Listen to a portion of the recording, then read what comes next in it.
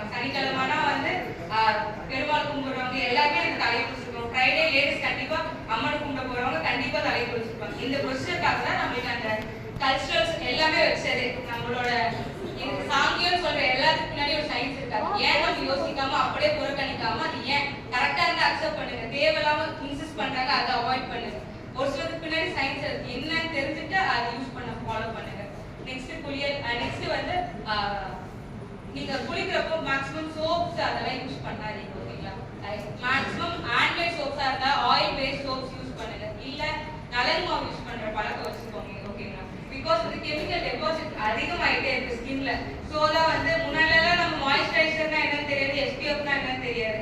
அப்பயும் நம்ம நல்லதா இருந்தோம். இப்போ எவ்வளவு கிளென்சர் பண்றோம், டோனிங், மாய்ஸ்சரைசிங், அதுக்கப்புறம் இது அது இந்த acid, lactic acid, glycolic acid நிறைய பேஸ்ட் போட்டு ஸ்கின் கேர் ப்ரிப்பரேஷன் பண்ணிட்டு இருக்கோம். அதெல்லாம் தேவையே இல்லை. ஒழுங்கா ஆயில் பாத் எடுத்துட்டு நலங்கு மாவு மட்டும் ப்ராப்பரா யூஸ் பண்ணிட்டு வந்தாலே போதும். ஓகேங்களா?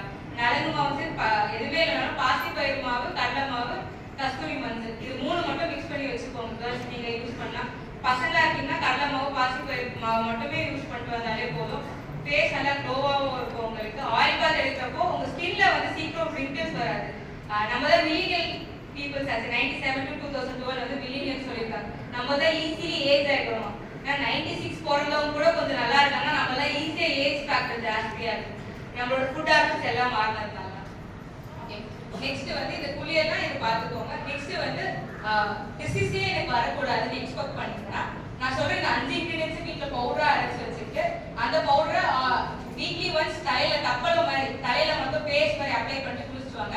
டேண்ட்ரஃப் வராது, ஹேர் க்ரோத் நல்லா இருக்கும். தென் வந்து பாடி வந்து டிசீஸ்ன்றது நல்லா ப்ரிவென்ட் பண்ணலாம். கஸ்தூரி மஞ்சள், வேப்ப வித்துன்னு சொல்றது, கடுக்காய், நெல்லிக்காய், இது இந்த கண்டென்ட் எல்லாம் பவுடர் பண்ணி, மிளகு, இந்த கண்டென்ட் எல்லாம் ஈக்குவல் குவான்டிட்டி பவுடர் பண்ணிட்டு தப்பல மாதிரி பண்ணிட்டு வந்துட்டே இருந்தீங்கன்னா உங்களுக்கு ஹேர் ஃபாலே இருக்காது. சொல்ல போனா தென் வந்து ஹேர் க்ரோத் நல்லா இருக்கும். டேண்ட்ரஃப் வரவே வராது உங்களுக்கு. ஓகேங்களா? பிகாஸ் ஃபைபர் நைட்ரேட் தெரியும், மிளகு தெரியும், நல்லா அந்த இரிட்டேட்டா இருக்கிறதுனால டேண்ட்ரஃப் வரவே விடாது. இது எல்லாமே டிசீஸ் ஃப்ரீயா நம்மள பார்த்துக்கும்.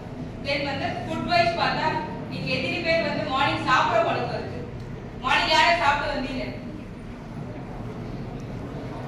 70% சாப்பிட்டுருக்கீங்க, சந்தோஷமா இருக்கு.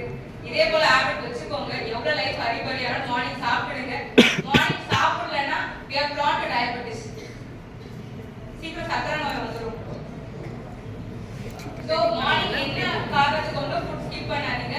மார்னிங் மீல் நல்லா ஆவியில வெந்தது அது போல சாப்பிடுங்க. டீப் ஃப்ரைட் ஐட்டம்ஸ் எல்லாமே அவாய்ட் பண்ணிட்டு சாஃப்ட் ஃபுட்ஸா சாப்பிட ஆரம்பிங்க.